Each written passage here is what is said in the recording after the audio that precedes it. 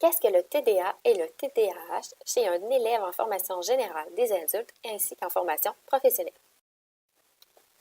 Le TDA se définit comme le trouble de déficit de l'attention.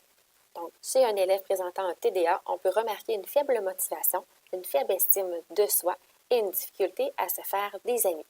Chez un élève présentant un trouble de déficit de l'attention avec hyperactivité et impulsivité, on remarque une difficulté à attendre son tour, une difficulté quant à la vitesse. Donc, l'élève est souvent très rapide au détriment de la qualité de son travail, ainsi que des conflits qui sont plutôt fréquents.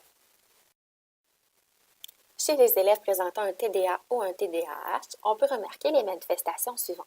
Une difficulté d'activation dans une tâche, une difficulté à bien suivre les consignes données, un oubli fréquent de matériel, une difficulté à exercer deux tâches simultanément, une désorganisation dans son travail, ainsi qu'une difficulté à maintenir un effort qui va être constant. L'élève qui a un TDA ou un TDAH n'est pas lâche. Souvent, il veut bien faire, mais il en est incapable. L'organisation est souvent difficile. On doit donc accompagner ces élèves dans leur travail.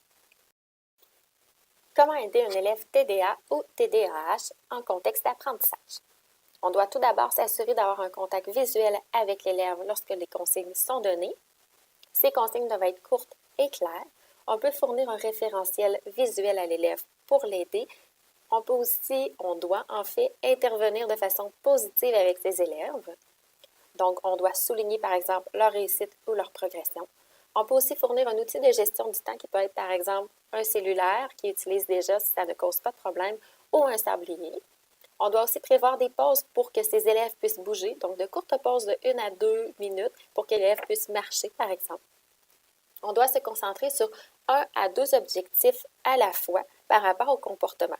Par exemple, on peut axer pendant 2 à 3 semaines sur un objectif qui pourrait être d'arriver à l'heure assez court. On doit aussi expliquer et modeler les comportements attendus, soit en apprentissage, en atelier par exemple. Et on peut proposer des choix à l'élève si celui-ci est parfois un petit peu opposant. Donc, on peut lui dire, tu peux faire cette activité-là en avant-midi ou en après-midi.